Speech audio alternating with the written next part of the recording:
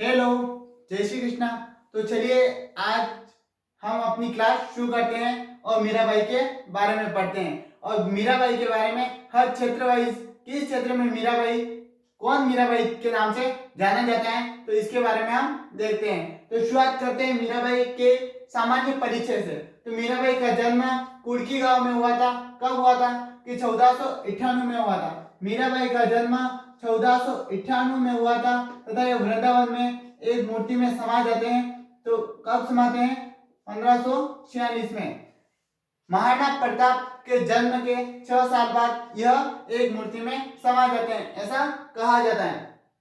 इनका जन्म मीराबाई का जन्म कुड़की गांव में हुआ था। कुड़की गांव पाली में हुआ था तथा मीरागढ़ दुर्ग में मीराबाई का जन्म हुआ था।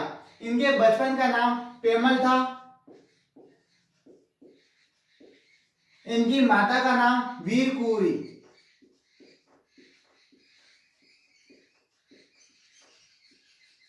इनके पिता का नाम रतन सिंह था।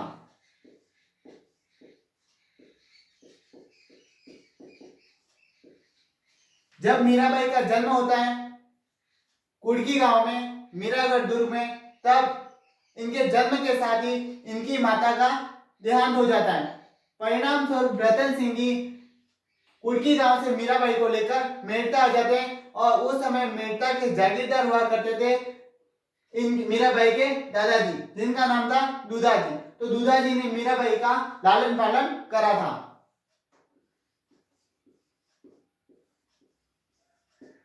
इनके पति का नाम भोजराज था। महाराणा सांगा के पुत्र भोजराज के साथ मीराबाई का विवाह हुआ था तथा मीराबाई के विवाह के कुछ ही समय बाद भोजराज जी की मृत्यु हो जाती है।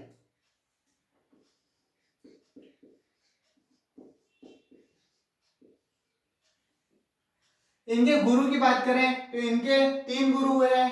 बचपन के गुरु कौन थे? तो चंपा जी इनके बचपन के गुरु थे। धार्मिक गुरु कौन थे? तो गजाधर जी इनके धार्मिक गुरु थे।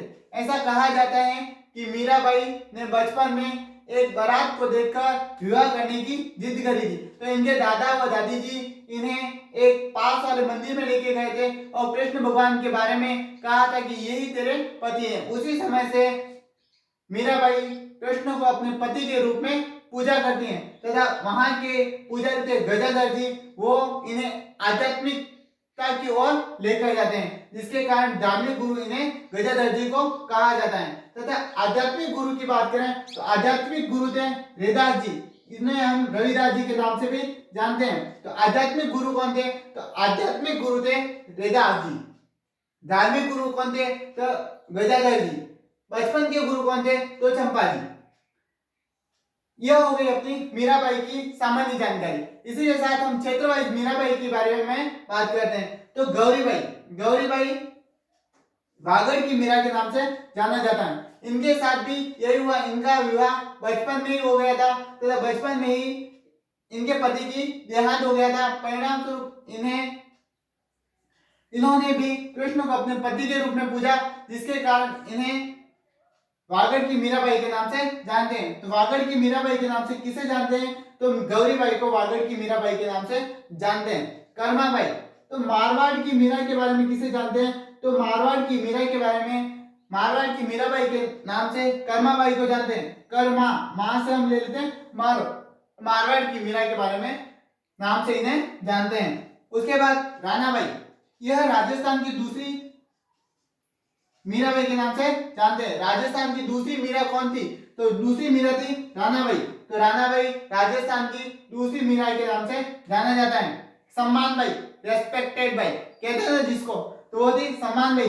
मत्स्य जनपद की या मत्स्य संघ की मीरा के नाम से इन्हें जाना जाता है। किसे? सम्मान बाई को मत्स्य संघ की मीरा के नाम से जाना जाता है। बनी ठनी किशनगढ़ की मीरा के नाम से इन्हें जाना जाता है। और बनी ठनी को कौन नहीं जानता, ये बहुत सुंदर थी। इनका चित्र सबसे पहले किसने बनाया था? तो निहाल चंद जी ने इनका चित्र बनाया था। गुलाब राय, जोधपुर की मीरा के नाम से किसे जाना जाता है? तो जोधपुर की मीरा के नाम से गुलाब राय को जाना जाता है। गुलाब राय विजय सिंह जी की पासवान थी। तो जोधपुर की मीरा गुलाब राय। मत्स्य संघ की मीरा सम्मान बाई, मारवाड़ की मीरा कर्मा बाई, वागड़ की मीरा गौरी बाई, राजस्थान की दूसरी मीरा राणा बाई, किशनगढ़ की मीरा बनी ठनी।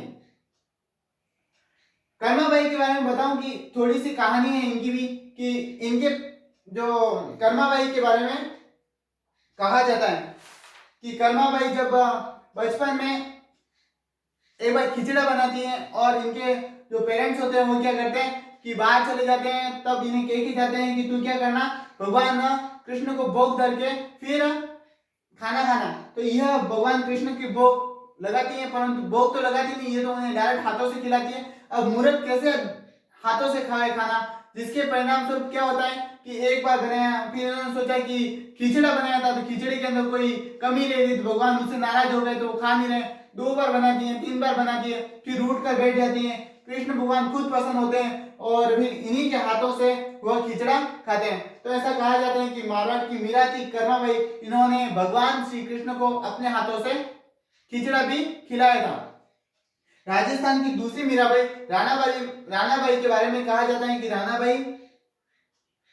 राणाबाई ने बचपन में भूतों से युद्ध करा था, जिसके परिणाम स्वरूप इन्हें भूत निवारण संत भी कहा जाता है। तो इसी के साथ अपनी क्लास समाप्त होती है, और आप जरूर बताएं कि आपको ये क्लास कैसी लगी, ताकि हमारा हौसला निरंतर बरकरार रह सके और मैं ऐसे ही तथ्य आपके लिए लेकर आ सकूं। धन्यवाद।